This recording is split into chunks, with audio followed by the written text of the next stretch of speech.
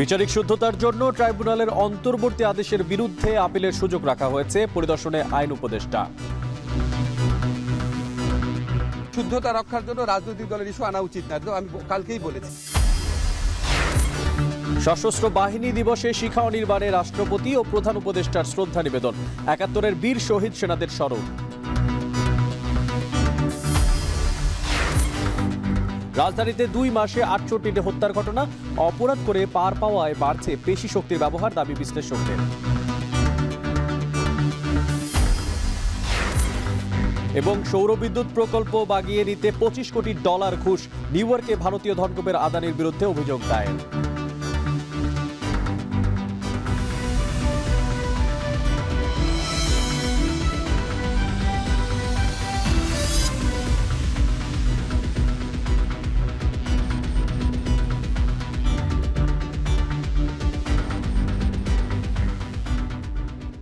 স্বাগত। এখন বাণিজ্যে। পুরো আয়োজনে আপনাদের সঙ্গে আছি আমি মশিউর অনিক। বিচারিক শুদ্ধতার জন্য আন্তর্জাতিক অপরাধ ট্রাইব্যুনালে অন্তর্বর্তীকালীন আদেশের বিরুদ্ধে আপিলের বিধান রাখা হয়েছে বলে জানিয়েছেন আইন উপদেষ্টা ডক্টর আসিফ নজরুল। আন্তর্জাতিক অপরাধ ট্রাইব্যুনাল সংশোধন অধ্যাদেশ ২০২৪-এর খসড়ার অনুমোদন বিষয়ে জানতে চাইলে সাংবাদিকদের প্রশ্নের জবাবে তিনি কথা বলেন। আরেক প্রশ্নের উত্তরে তিনি বলেন, বিচারিক শুদ্ধতার বিষয়ে রাজনৈতিক ইস্যু আনা উচিত নয়। এর আগে সকাল 8:30টার দিকে আন্তর্জাতিক অপরাধ ট্রাইব্যুনালের পুরাতন ভবনের সংস্কার কাজের পরিদর্শন করেন তারা।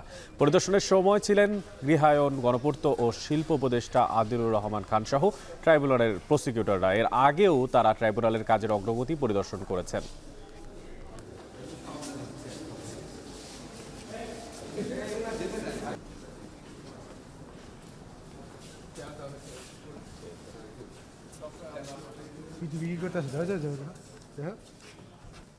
শুদ্ধতা রক্ষার জন্য রাজনৈতিক দলের ইস্যু আনা উচিত না, আমি কালকেই বলেছি ভাই। আপিলের অনুমতি রাখা হয়েছে অন্তর্বর্তীকালীন আদেশের বিরুদ্ধে। এটা বিচার বিলম্বিত করা শামিল কিনা অনেকেই মনে করছেন এটা কোনো চক্রান্ত, মানে জুলাই আগস্টের বিপ্লবের সাথে এটা বিচারের শুদ্ধতার জন্য করা হয়েছে এবং খুব সীমাবদ্ধ ক্ষেত্রে। সশস্ত্র বাহিনী দিবস উপলক্ষে ঢাকা সেনানিবাসে শিখা অনির্বাণে শ্রদ্ধা জানিয়েছেন রাষ্ট্রপতি মোহাম্মদ শাহাবুদ্দিন। এর পরপরই শ্রদ্ধা জানিয়েছেন অন্তর্বর্তী সরকারের প্রধান উপদেষ্টা ডক্টর মোহাম্মদ ইউনুস। ১৯৭১ সালের মহান স্বাধীনতা যুদ্ধে আত্মসমর্পণকারী সশস্ত্র বাহিনীর সদস্যদের স্মৃতির প্রতি প্রথমে শ্রদ্ধা জানান রাষ্ট্রপতি। শ্রদ্ধা জানানোর পর তিনি সেখানে কিছুক্ষণ নীরবে দাঁড়িয়েছিলেন। এ সময় তাকে সেনা, নৌ ও বিমান বাহিনীর একটি চৌকস দল অভিবাদন জানায় এবং বিহুবলে করুণ সুরে বেজে ওঠে। পরে শিখা অনির্বাণ চত্বরে দর্শনার্থী বইয়ে সই করেন রাষ্ট্রপতি। রাষ্ট্রপতির পরপরই শ্রদ্ধা জানান অন্তর্বর্তী সরকারের প্রধান উপদেষ্টা অধ্যাপক ডক্টর মোহাম্মদ ইউনুস। তাকেও অভিবাদন জানান 3 বাহিনীর সদস্যরা। তিনিও দর্শনার্থী বইয়ে সই করেন। এরপর শিখা অনির্বাণে পুষ্পস্তবক অর্পণ করেন সেনাবাহিনীর প্রধান জেনারেল ওয়াকারুজ্জামান, নৌবাহিনী প্রধান অ্যাডমিরাল মোহাম্মদ নাজমুল হাসান ও বিমান বাহিনীর প্রধান air chief marshal Hasan Mahmud Khan. এদিকে প্রায় 15 বছর পর আজ সেনাকুঞ্জে যাচ্ছেন বিএনপি চেয়ারপারসন বেগম খালেদা জিয়া। সশস্ত্র বাহিনী দিবস উপলক্ষে বিকালে সম্বর্ধনা অনুষ্ঠানে দেখবেন 3 বারের এই সাবেক প্রধানমন্ত্রী। বেগম জিয়ার পাশাপাশি 2009 সালের পর দাওয়াত পেয়েছেন ভারপ্রাপ্ত চেয়ারম্যান তারেক রহমানও। 2018 সালের পর বিএনপি চেয়ারপারসনের প্রকাশ্যে কোনো কর্মসূচিতে অংশগ্রহণ করবেন তিনি। এর আগে তিনি 2018 সালের 5 ফেব্রুয়ারি সবশেষ সিলেট সফর করেছিলেন। বিকেল 3:30টায় সেনাকুঞ্জের উদ্দেশ্যে গুলশানের বাসা থেকে বের হবেন বেগম খালেদা জিয়া। কখনো পূর্বশত্রুতা, কখনো আবার আধিপত্য বিস্তার, আবার কেউ জমি দখল নিয়ে জড়িয়ে পড়েছেন দ্বন্দ্বে। পেশি শক্তির প্রয়োগ দেখাতে পৃথিবী থেকে সরিয়ে দিতেও দ্বিধা করছেন না এতটুকু। ডিএমপির তথ্য বলছে গেল 2 মাসে গড়ে প্রতিদিন একটির বেশি খুন হচ্ছে শুধুমাত্র রাজধানীতে। আর দেশের চিত্র যদি তুলে ধরতে চায় তখন র্যাব বলছেন বিভিন্ন জায়গা থেকে 254 জনকে হত্যার অভিযোগে গ্রেফতার করা হয়েছে এখন পর্যন্ত। সালেহ ইবনে জসিমের ক্যামেরায় বাকিটা জানাচ্ছেন আরিফ হোসেন। রাত 2:30টা। মাস্ক ও চাদর পরে 3 ব্যক্তি হেঁটে আসছেন ধানমন্ডির 8-এর এর রাস্তা ধরে। কিছুক্ষণের মধ্যেই দৌড়ে বেরিয়ে যেতে দেখা গেল তাদের। প্রাথমিকভাবে ডাকাতি বলে মনে হলেও ঘর থেকে খোয়া যায়নি কিছুই, শুধু প্রবাসী ডাক্তার আব্দুর রশিদকে এলোপাথারি কুপিয়ে সটকে পড়ে অপরাধীরা। সেপ্টেম্বরে ডাক্তার রশিদ এসেছিলেন বাংলাদেশে। লন্ডন প্রবাসী এই চিকিৎসক দম্পতি থাকতেন ঠিক এই বাসায়। তাদের কাছে রয়েছে বিপুল পরিমাণ টাকা। এমন গুজবে ডাকাত চলে আসে তার বাসায়। খুব বেশি সম্পদ না পেয়ে শুরু করে টর্চার। এরপর ডাকাতের হাতেই মৃত্যুর কোলে ঢলে পড়েন ডাক্তার রশিদ। কি হয়েছিল, কেন এই ডাকাতি, খুঁজবো আমরা। পাশের বাড়ির মানুষের ডাক চিৎকার শুনে এগিয়ে আসে অনেকেই। উপরে থাকা ভাড়াটিয়ারাও জানালেন সেদিনের সেই ঘটনা। আন্টি চিল্লাইতেছে উপরে, তো ঢুকলাম, ঢুকে যাই দিকে আন্টিকে পানি ঢালতেছে, রক্তাক্ত অবস্থায় আন্টি পানি ঢালতেছে। চিল্লাচিল্লি শুনছি, পরে দৌড়াদৌড়ি শব্দ শুনছি, পরে বেরোইছি, বের হয়ে আমাদের বাসার যিনি কেয়ারটেকার ওনার গলা শুনছি, পরে নিচে গিয়ে এইসব দেখি। কেন এই হত্যাকাণ্ড তার সুরাহা এখনো পুলিশ করতে না পারলেও জমি নিয়ে বিরোধের কথা জানালেন প্রতিবেশীরা।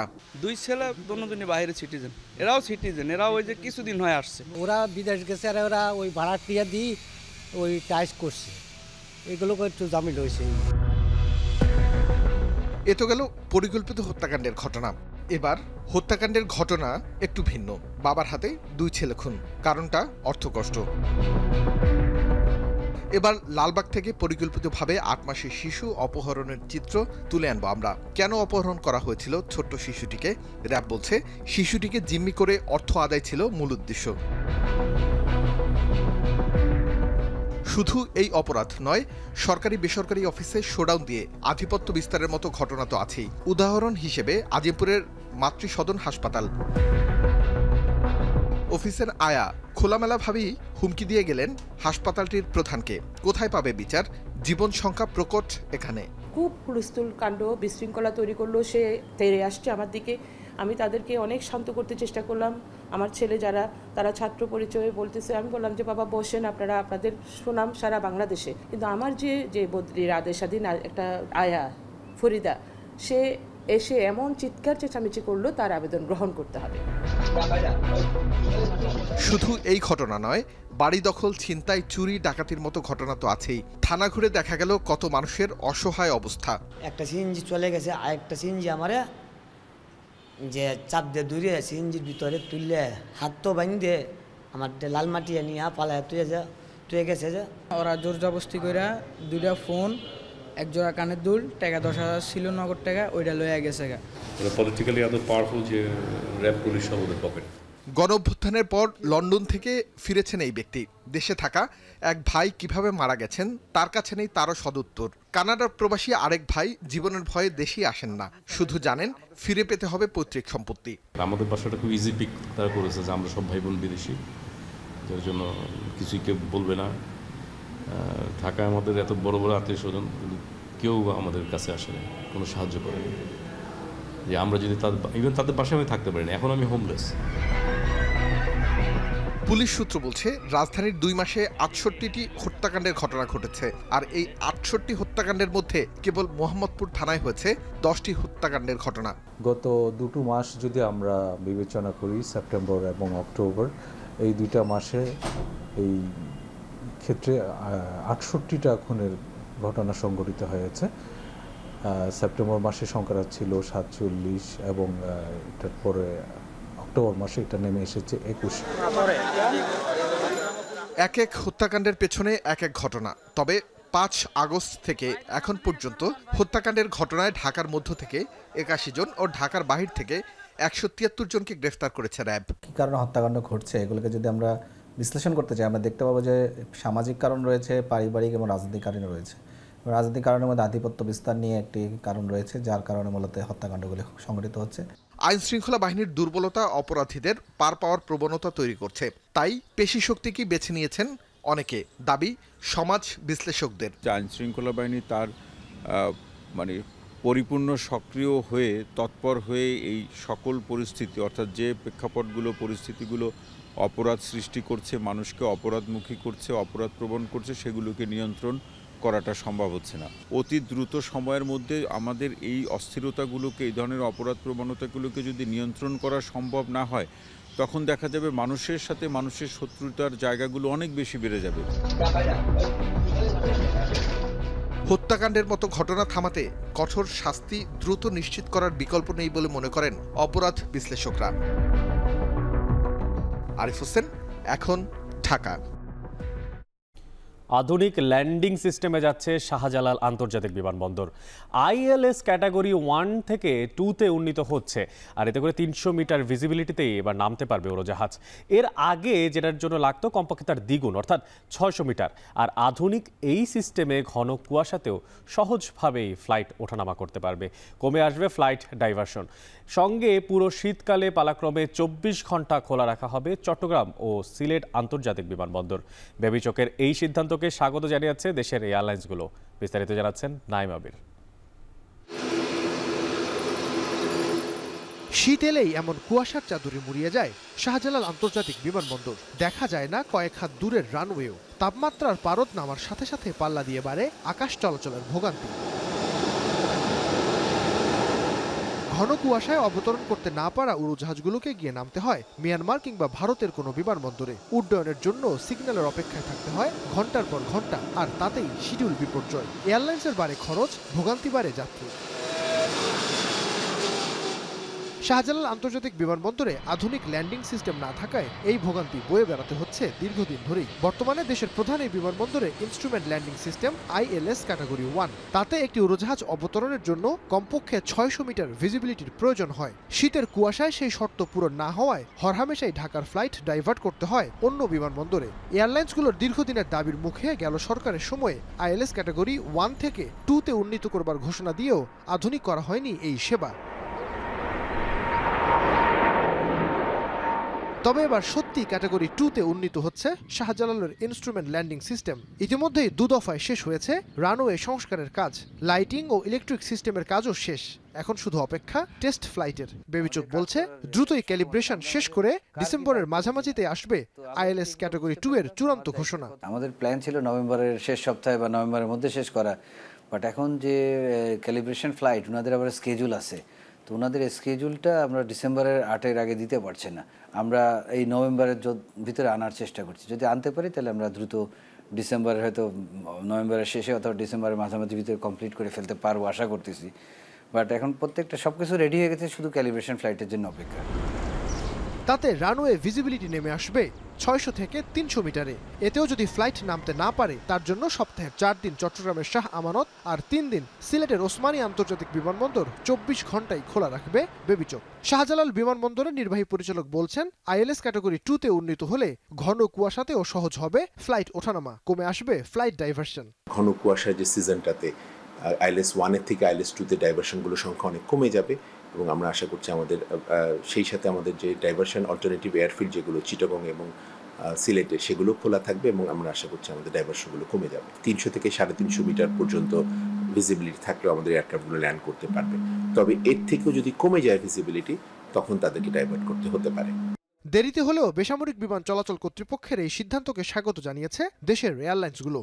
2-তে যে ডাইভার্ট হতে চাচ্ছে কিংবা চেঞ্জ করতে চাচ্ছে, এটা আসলে আমরা পজিটিভলি দেখছি। এবং এটা হলে যে সাময়িক যে আমাদের যে ব্র্যান্ডিং ইমেজটা ক্ষতিগ্রস্ত হচ্ছে কিংবা আমাদের বিজনেসের উপর যে প্রভাবটা পড়ছে, সেই প্রভাবটা থেকে আমরা বলবো যে অদূর ভবিষ্যতে হয়তো মুক্ত হওয়ার একটা সম্ভাবনা আছে। ক্যাটাগরি 3 হলে আরও ভালো হতো, but then still it is a progress যে আমরা ক্যাটাগরি 2-তে যাচ্ছি। পার্টিকুলারলি এই জিনিসটার রিকোয়ারমেন্ট হয় হচ্ছে উইন্টারের সময়, যেহেতু ভিজিবিলিটি ড্রপ করে ফগের জন্য।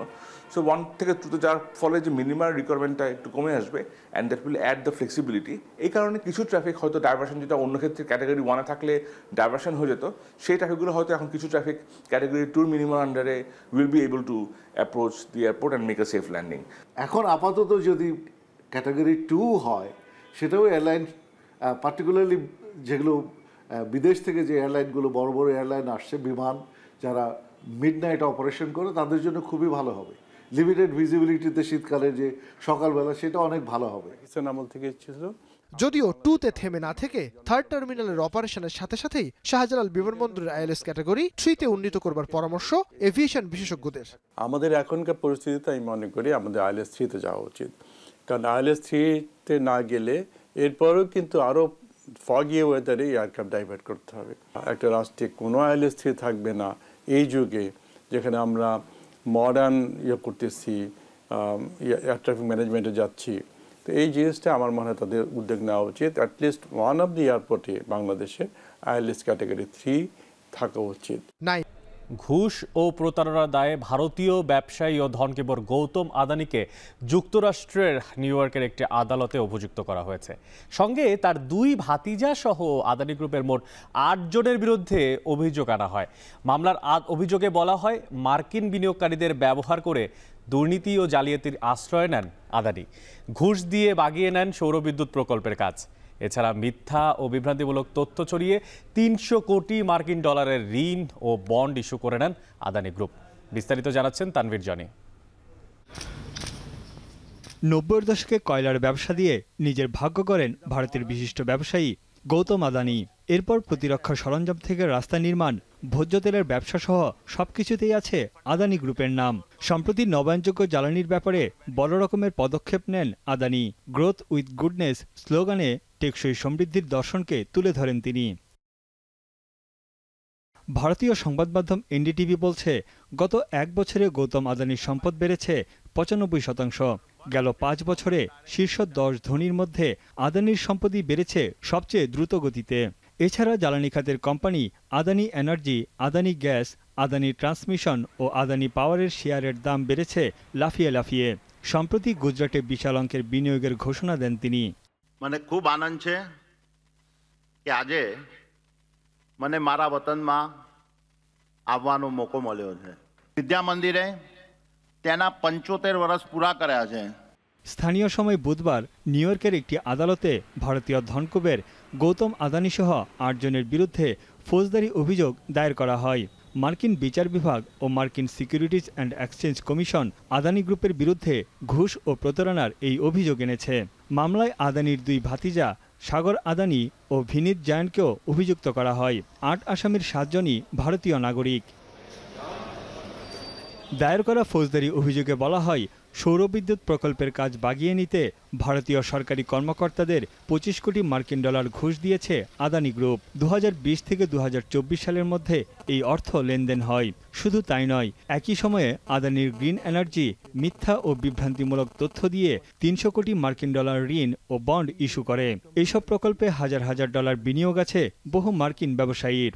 যুক্তরাষ্ট্র ও আন্তর্জাতিক বিনিয়োগকারীদের সঙ্গে প্রতারণা করে বাজার থেকে অর্থ তুলে নেয় আদানি গ্রুপ। মামলায় যুক্তরাষ্ট্রের ঘুষবিরোধী আইন লঙ্ঘনের অভিযোগ আনা হয়। নিউ ইয়র্ক আদালত জানিয়েছে, গৌতম আদানির বিরুদ্ধে গ্রেপ্তারি পরোয়ানা জারি করে বিদেশি আইন প্রয়োগকারী সংস্থার কাছে হস্তান্তর করা হবে। যদিও আদানি গ্রুপের পক্ষ থেকে এখনও কোনো প্রতিক্রিয়া জানানো হয়নি। গেল বছরও আদানি গোষ্ঠীর বিরুদ্ধে শেয়ার জালিয়াতির অভিযোগ নিয়ে প্রতিবেদন প্রকাশ করেছিল হিন্ডেনবার্গ। ফোর্বস ম্যাগাজিনের তথ্যমতে 62 বছর বয়সী গৌতম আদানি বিশ্বের 22তম এবং ভারতের 2য় ধনী ব্যক্তি। তার সম্পদের মূল্য 6,980 কোটি মার্কিন ডলার। তানভীর জানি, এখন বিশ্ব। দেশের উত্তরাঞ্চলে বাড়ছে শীত, একই সাথে হাসপাতালেও ঠান্ডাজনিত রোগে বাড়ছে আক্রান্তদের চাপ। বিস্তারিত জানাতে সেখান থেকে যুক্ত হচ্ছেন সহকর্মী আমিরুল বাপ্পি। বাপ্পি, হাসপাতালে কি পরিমাণ ভর্তি আছেন রোগী একটু জানাবেন, এবং পাশাপাশি জানাবেন যে এই যে সৈয়দপুরে এই ঠান্ডা জাতীয় যে রোগগুলো বাড়ছে, ঠান্ডারই বা কি পরিমাণ প্রকোপ সেখানে দেখতে পাচ্ছেন?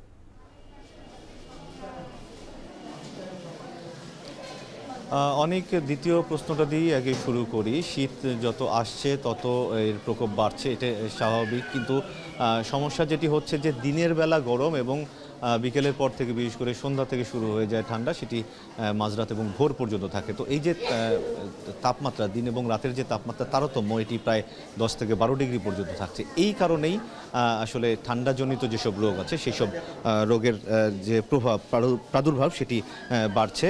এই নীলফামারীর যে সৈয়দপুরের 100 শয্যা হাসপাতাল, আমরা এখানে দেখেছি যে এই ঠান্ডাজনিত রোগে আক্রান্তদের পরিমাণ অনেক বেশি, এবং ডাক্তাররা যেটি বলছেন যে অন্তঃবিভাগ অর্থাৎ ভর্তি রোগীর তুলনায় বহির্বিভাগে এই রোগীর সংখ্যাটা অনেক বেশি।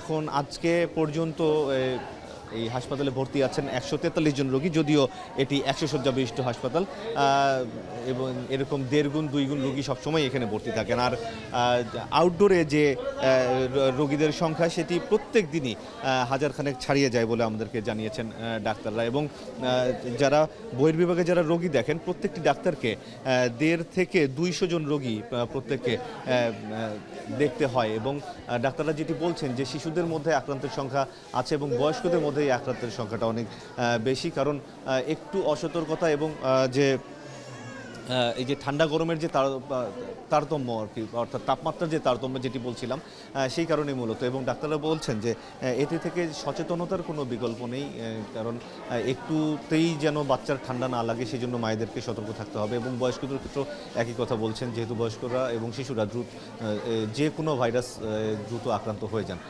তো তাদেরকে এই বিষয়ে পরামর্শ দিচ্ছেন যে একদম সতর্ক থাকতে হবে। আর এখন যেহেতু শীত বেশি পড়ে যাচ্ছে, শীতের কাপড় যেন পর্যাপ্তভাবে নেওয়া হয় এবং একটু ঠান্ডা লাগলে কুসুম গরম পানি খাওয়া, গরম পানি দিয়ে প্রয়োজনীয় গোসল করা, এই পরামর্শগুলো ডাক্তাররা দিচ্ছেন। এবং তারা বলছেন যে এটি যত শীতের যে প্রভাব যত বাড়বে তত এই পরিমাণটা কমে আসবে, কারণ তখন মানবদেহের সাথে শীতের যে অ্যাডজাস্টমেন্টটা এটি রপ্ত হয়ে যাবে। আবার যখন শীত শেষ হয়ে যাবে, আবার গরম পড়া শুরু করবে, তখন আবার এই ভাইরাসজনিত রোগের যে প্রাদুর্ভাব সেটি বাড়বে, এরকমটি আমাদেরকে বলছেন ডাক্তার। আর ওষুধের কথা জিজ্ঞেস করেছিলাম, এখন পর্যন্ত এই হাসপাতালে যেসব প্রাথমিক চিকিৎসার জন্য যে ওষুধগুলো লাগে বা বহির্বিভাগে যেসব ওষুধ দেওয়া হয় সেগুলোতে কোনো সংকট এখন পর্যন্ত ডাক্তাররা দেখছেন না। এবং তারা বলছেন যে মোটামুটি প্রত্যেক দিন যেহেতু 1.5 থেকে 2,000 রোগীকে সামাল দিতে হয় আউটডোর এবং ইনডোর সব মিলিয়ে, তো সেই দিক থেকে ওষুধের সরবরাহ যথেষ্ট পরিমাণে আছে। এবং আমরা দেখেছি যে সৈয়দপুরের এই 100 শয্যা হাসপাতাল এটি 100 শয্যার হলেও আশেপাশে কমপক্ষে 8টি উপজেলার রোগী এখানে সেবা নিয়ে থাকেন। এবং এটি 10টার পর থেকে শুরু করে 2টা পর্যন্ত প্রচণ্ড রকমের রোগীর চাপ থাকে, বিশেষ করে 11টা সাড়ে 11টায় এই সময়টাতে এত বেশি রোগী থাকে যে এই করিডোরগুলোতে দাঁড়ানোর মতো জায়গা থাকে না। তারপরেও যারা চিকিৎসক এবং কর্মকর্তা আছেন হাসপাতালে তারা বলছেন যে গত কিছু দিনের তুলনায় এখন একটু কয়েকদিন হলো তারা চাপ কম দেখছেন, কারণ শীত যত বাড়ছে মানবদেহের সাথে এই শীতের যে প্রভাবটা সেটি অ্যাডজাস্ট হয়ে যাচ্ছে। তো অনেক এই ছিল আমার কাছে সৈয়দপুরের 100 শয্যা হাসপাতাল থেকে শীতের রোগের প্রাদুর্ভাব নিয়ে সবশেষ অবস্থা। সৈয়দপুরে বাড়ছে শীতকালীন রোগের সংখ্যা, সে বিষয়ে সবশেষ জানাচ্ছিলেন সৈয়দপুর থেকে সহকর্মী আমিরুল বাপ্পি। জৌল সারাচ্ছে বরিশালের পোর্ট রোড মৎস্য অবতরণ কেন্দ্র। এক সময় ইলিশের জন্য বাজারটি পরিচিত থাকলেও এখন মৌসুমেও মিলছে না কাঙ্ক্ষিত রূপালী ইলিশ। বর্তমানে বাজারের অস্তিত্ব টিকে আছে চাষের মাছের ওপরে নির্ভর করে। ব্যবসায়ীরা বলছেন ইলিশের সরবরাহ কম থাকায় লোকসানে তারা, আর দাম চড়া থাকায় ইলিশের স্বাদ থেকে বঞ্চিত হচ্ছেন সাধারণ মানুষ। মাদুর নবীর তোলা ছবিতে বাকিটা জানাচ্ছেন অমিত হাসান। কীর্তনখোলা নদীর তীর ঘেঁষে গড়ে ওঠা পোর্ট রোড মৎস্য অবতরণ কেন্দ্র, যা বরিশালের একমাত্র বড় পাইকারি মাছের বাজার। একসময় বাজারের ঘাটে সারি সারি মাছের ট্রলারের দেখা মিললেও এখন সে চিত্র পুরোটাই পাল্টে গেছে। ইলিশের জন্য বাজারটি বেশ পরিচিত থাকলেও এখন মৌসুমে মিলছে না কাঙ্ক্ষিত রূপালী ইলিশ। ধীরে ধীরে হারিয়ে যাচ্ছে মৎস্য অবতরণ কেন্দ্রের আগের সেই জৌলুস। আগে মৌসুমে প্রতিদিন 1 থেকে 2,000 মন ইলিশ সরবরাহ হতো এই বাজারে। স্থানীয় চাহিদা মিটিয়ে পাঠানো হতো দেশের বিভিন্ন স্থানে। বর্তমানে কমেছে ইলিশ মাছের সরবরাহ, দেখা নেই নদীর অন্যান্য প্রজাতির মাছেরও। বর্তমানে বাজারের অস্তিত্ব টিকে আছে চাষের মাছের উপর। ব্যবসায়ীরা বলছেন বিভিন্ন জায়গায় মাছের মোকাম গড়ে ওঠায় এই বাজারে মাছের সরবরাহ কমেছে। ইলিশের সরবরাহ কম থাকায় লোকসানে তারা। মাছ কম থাকার কারণে আড়তদার, ঘাট মালিক এবং আমরা যারা ঘাট শ্রমিক আছি তাদের অবস্থা খুবই বেহাল অবস্থার মতো। বর্তমানে মোটামুটি মাছের আমদানি আছে নদীতে, কিন্তু বরিশাল মোকামে মাছ নাই। যত বড় আড়তদার হোক প্রত্যেকেই একটা নিশ্চয়ই যেতে আছে। আগে যখন 16 আনি ছিল আর নাই, আর এক বাগাস এমন দিনে 2,000 মন, 2,500 মন, 3,000 মন মাছ বিক্রি করছি। এখন দেন 500-700 মন মাছ হয়। যেখানে ইলিশের মৌসুমে আগে দম ফেলার সুযোগই থাকতো না, সেখানে এখন বেশিরভাগ সময়ই অলস সময় পার করছেন শ্রমিকরা। কোনো মাছ নাই, কিছু না। আমরা যারা শ্রমিক ভাই যারা আছি সবাই অসহায়ের ভিতরে আছি। 2,000-3,000 টাকা ভাগা পাইতাম, আর এখন বর্তমানে ভাগা পাই 150 টাকা 200 টাকা। এই তো কোনোভাবে সংসার চলে না। বাজারে মাছের সরবরাহ কমায় প্রভাব পড়েছে বরফ কলেও। বরিশালের 40 থেকে 45টি বরফ কলের অনেকগুলোই এর মধ্যে বন্ধ হয়ে গেছে। আগে বরফ কল 40 থেকে 45টা বরফ কল ছিল, মাছ নাই, এই জন্য বরফ কল এখন তারা 2টা কল চালাইয়ে পারে না। বাজারে ক্রেতা উপস্থিতি স্বাভাবিক থাকলেও ইলিশের দাম শুনে হতাশ তারা। এতে রূপালী ইলিশের স্বাদ পাচ্ছেন না অনেক ক্রেতাই। এত ইলিশ মাছ ছিল ধারণার বাইরে, দামও কম ছিল, কিন্তু এখন এই বাজার বলতে গেলে ইলিশ শূন্য। 1700, 1800, 1600, খুব কম 1700, 1800, 2000। 4 পিস হবে এমন মাছ হচ্ছে 700-800 টাকা কেজি, আমাদের জন্য কিনা দুষ্কর। এদিকে বাড়তি দামে ইলিশ বিক্রি রোধে মূল্য তালিকা টানানোর নির্দেশনা দিয়েছে জাতীয় ভোক্তা অধিকার সংরক্ষণ অধিদপ্তর। সিন্ডিকেট করে দাম বাড়ালে ব্যবস্থা নেয়ার হুঁশিয়ারি। আমরা আমাদের আইনের অধিক্ষেত্রে যতটুকু করা দরকার, মূল্য তালিকা প্রদর্শন না করা বা অন্যান্য তারা যদি কোনো ধরনের কারসাজি করে তাদের ব্যবসায়, সেক্ষেত্রে আমরা দেখতে পারি এবং আইন ব্যবস্থা গ্রহণ করে থাকি। মৎস্য কর্মকর্তা বলছেন, চলতি বছরে বৈরী আবহাওয়ায় মাছের সরবরাহ কিছুটা কমেছে। সরবরাহ স্বাভাবিক হলে দামও নিয়ন্ত্রণে চলে আসবে। বৈরী আবহাওয়ার কারণে আমরা কিন্তু সাগরের ইলিশ এই বছর পর্যাপ্ত পরিমাণে পাই নাই।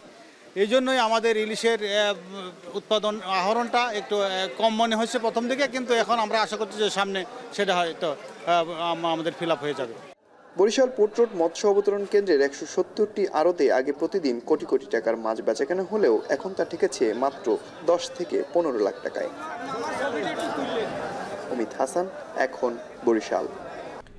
সাবেক প্রধানমন্ত্রী শেখ হাসিনার উপদেষ্টা সজীব ওয়াহেদ জয়কে হত্যা চেষ্টা মামলায় সাংবাদিক শফিক রেহমানের সাজা স্থগিতের আপিল শুনানি আজ ঢাকার জজ আদালতে উপস্থিত হয়েছেন সাংবাদিক শফিক রেহান। সেখানে আছেন সহকর্মী রাব্বি হোসেন।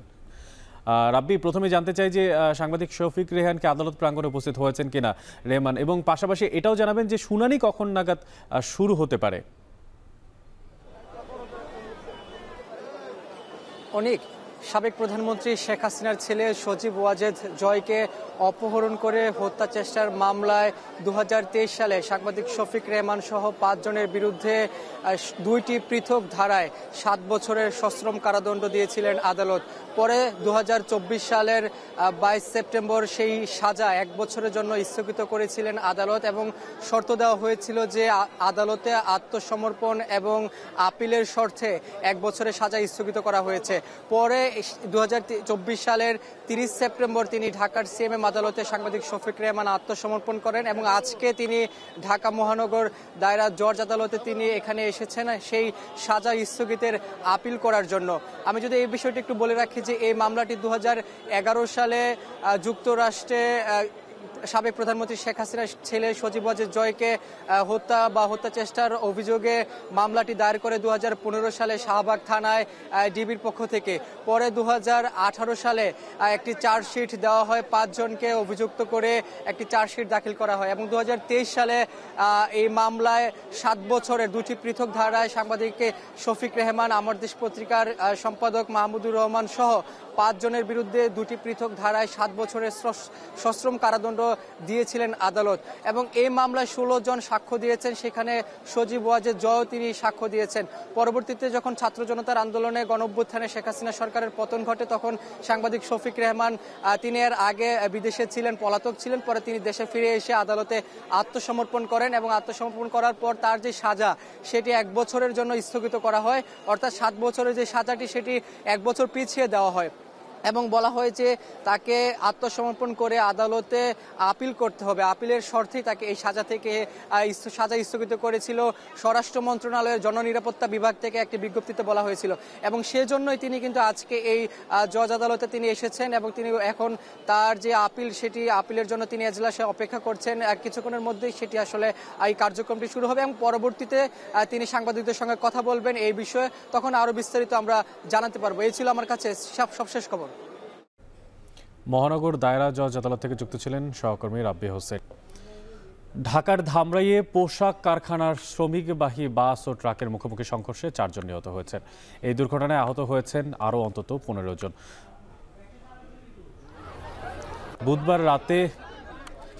বুধবার রাতে কামালপুর কাওয়ালিপাড়া শাখা সড়কের খড়গড়া এলাকায় এই দুর্ঘটনা ঘটে।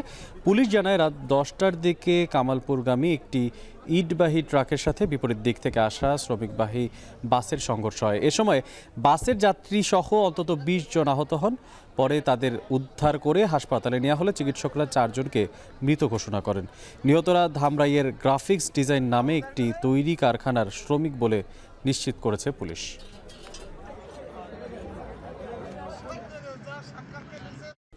স্মরণকালের সবচেয়ে ভয়াবহ বায়ু দূষণের কবলে পড়েছে ভারতের রাজধানী নয়াদিল্লি। দূষণের কারণে শ্বাস প্রশ্বাসের জটিলতা বাড়তে পারে এমন আশঙ্কায় হাসপাতালগুলোতে জরুরি অবস্থা জারি করেছেন রাজ্যের মুখ্যমন্ত্রী। ধোঁয়া আর কুয়াশার পুরু আস্তরণে দৃষ্টিসীমা নেমে এসেছে 100 মিটারে। এরই মধ্যে অনাগত সন্তানদের ভবিষ্যৎ নিয়ে উদ্বেগে পড়েছেন নয়াদিল্লির অন্তঃসত্ত্বা নাগরিকরা। যে শহরে প্রাণ ভরে নিঃশ্বাস নেওয়ার নিশ্চয়তাও দেয় না, সেখানে কিভাবে বড় করবেন নবজাতককে, এমনই এক মায়ের গল্প বাকিটা জানাবেন সতীর্থ কর্মকার। ভারতের রাজধানী নয়াদিল্লির শ্রী গঙ্গারাম হাসপাতাল। ভোরের আলো ফুটতে না ফুটতেই নিয়মিত স্বাস্থ্য পরীক্ষার জন্য এই হাসপাতালে এসেছেন বর্ষা জৈন নামের অন্তঃসত্ত্বা এই নারী। গর্ভধারণের পর তেমন কোনো শারীরিক জটিলতা ধরা না পড়লেও বর্ষার কপালে চিন্তার ভাঁজ।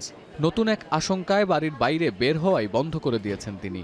बेबी के लिए तो कंसर्न है ही कि आगे बेबी मतलब ये सब होएगा तो कैसे होगा, बट जो हमारे डॉक्टर है उन्होंने हमें मतलब अच्छा गाइड कर रखा है कि आप घर पे ही रहो ये सब, तो हम उस चीज़ को, उस जो सिचुएशन है उसको तो फेस करना ही पड़ेगा। কোনো শহরের এয়ার কোয়ালিটি ইন্ডেক্স বা বায়ুমান সূচক 300-র ওপরে উঠলে তা স্বাস্থ্যের জন্য ঝুঁকিপূর্ণ বিবেচনা করা হয়। নয়াদিল্লিতে গেল 3-4 দিন ধরে এই সূচক 500-র আশেপাশে ওঠানামা করছে। বাতাসে ক্ষুদ্র ধাতব কণার পরিমাণ স্বাভাবিকের চেয়ে 150 গুণ বেশি। এই পরিসংখ্যান থেকে সহজেই অনুমান করা যায় একজন গর্ভবতী নারী এবং তার অনাগত শিশুর জন্য কতটা ভয়ঙ্কর হতে পারে দিল্লির বাতাস।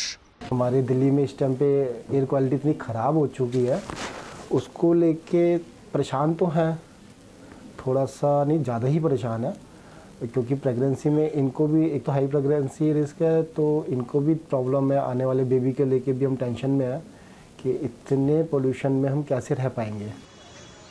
সেন্ট্রাল পলিউশন কন্ট্রোল বোর্ডের প্রতিবেদন অনুসারে বুধবারও নয়াদিল্লির অন্তত 5টি স্পটে বায়ুমান সূচক 500-র আশেপাশে ছিল।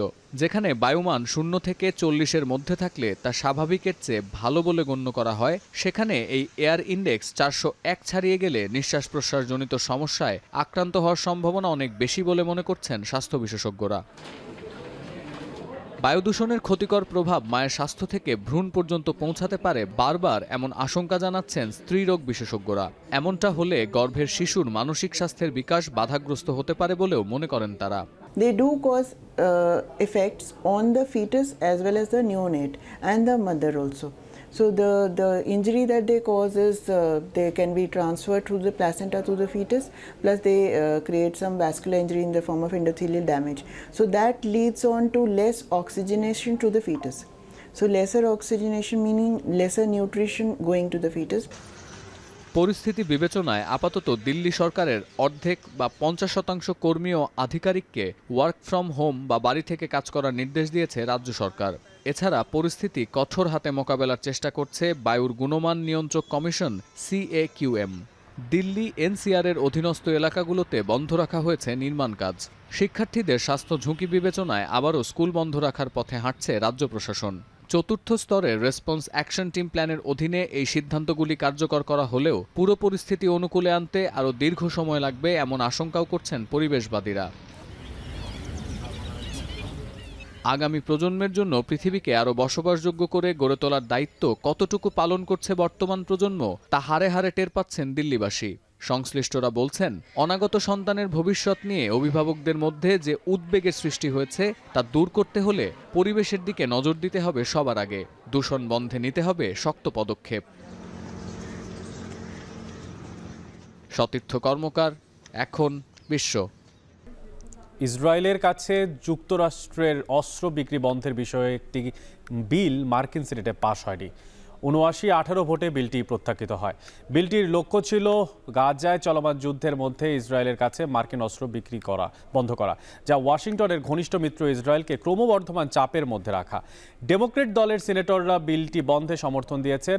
অন্যান্য অস্ত্র বিক্রি বন্ধে আরও 2টি রেজুলেশনে এখনও ভোট দেওয়া বাকি আছে, তবে সেগুলো ব্যর্থ হবে বলে আশঙ্কা করা হচ্ছে।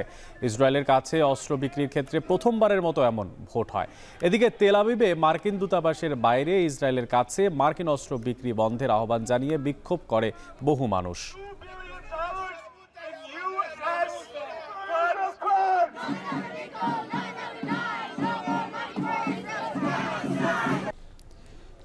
সাতক্ষীরার সাফ জয়ী জাতীয় নারী ফুটবল দলের 3 খেলোয়াড়কে সম্বর্ধনা দিচ্ছে জেলা ক্রীড়া সংস্থা ও জেলা প্রশাসন।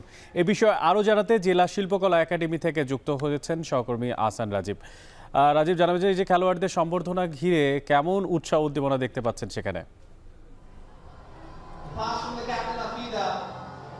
আজকে সাতক্ষীরার যে 3 জন খেলোয়াড় রয়েছে জাতীয় মহিলা ফুটবল দলে, তারা সাবজয়ী হওয়ার পরে আজকে কিন্তু এই দ্বিতীয়বারের মতো যে সাবজয়ী করলো, সেটির পরেই আজকে কিন্তু এখানে সাতক্ষীরা জেলা প্রশাসন এবং সাতক্ষীরা জেলা ক্রীড়া সংস্থার পক্ষ থেকে তাদেরকে আনুষ্ঠানিকভাবে যে সংবর্ধনা সেটি প্রদান করা হচ্ছে। এবং এই যে সংবর্ধনা অনুষ্ঠানে আমরা দেখেছি সাতক্ষীরা বিভিন্ন যে সমস্ত কলেজ রয়েছে এবং যে সমস্ত স্কুল রয়েছে সেখানকার শিক্ষার্থীরা এই প্রোগ্রামে অংশগ্রহণ করেছেন। এছাড়া জেলা ক্রীড়া সংস্থার বিভিন্ন সংগঠনের যে সমস্ত ক্রীড়া সংগঠন রয়েছে জেলার বিভিন্ন প্রান্ত থেকে, সেই সমস্ত ক্রীড়া সংগঠনের সদস্যরা কিন্তু এখানে অংশ নিয়েছেন। জেলা ক্রীড়া সংস্থার যারা কর্মকর্তা রয়েছেন তারাও রয়েছেন। মূলত এখানে জেলার যে 3 জন কন্যা রয়েছেন, সাবিনা খাতুন, আফাইদা প্রান্তি এবং মাসুরা খাতুন, তাদের 3 জনকে আজকে আনুষ্ঠানিকভাবে সংবর্ধনা প্রদান করা হচ্ছে সাতক্ষীরা জেলা প্রশাসন ও জেলা ক্রীড়া সংস্থার পক্ষ থেকে।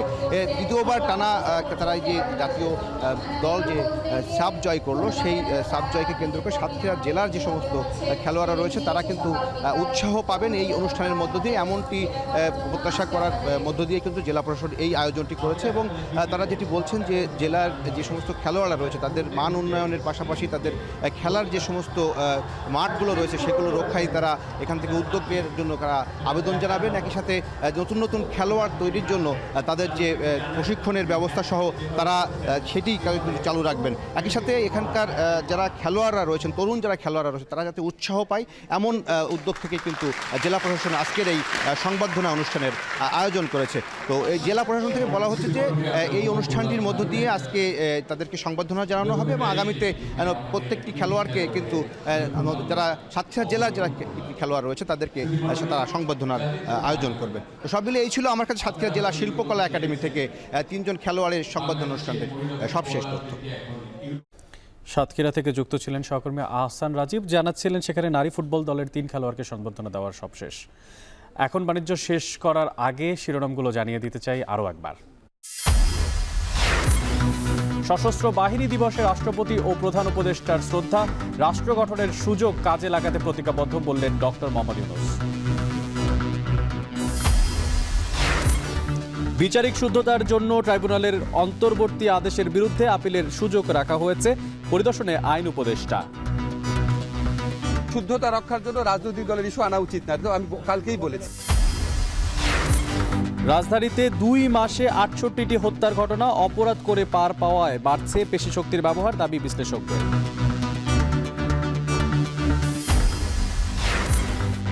এবং সৌর বিদ্যুৎ প্রকল্প বাগিয়ে নিতে $25 কোটি ঘুষ, নিউ ইয়র্কে ভারতীয় ধনকুবের আদানির বিরুদ্ধে অভিযোগ দায়ের। শেষ করছি এখন বাণিজ্য। এখন টেলিভিশন ওয়েবসাইটে দেখতে ভিজিট করুন www.এখন.tv। এছাড়া এখন টেলিভিশন ফেসবুকে দেখতে ভিজিট করুন facebook.com/tv.এখন। এছাড়া ইউটিউবে এখন টেলিভিশন দেখতে ভিজিট করুন youtube.com/c/এখন tv।